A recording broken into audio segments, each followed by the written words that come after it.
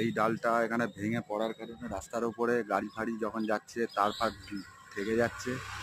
এই ডালটা কেটে ফেলে দেওয়ার জন্য চেষ্টা চলছে।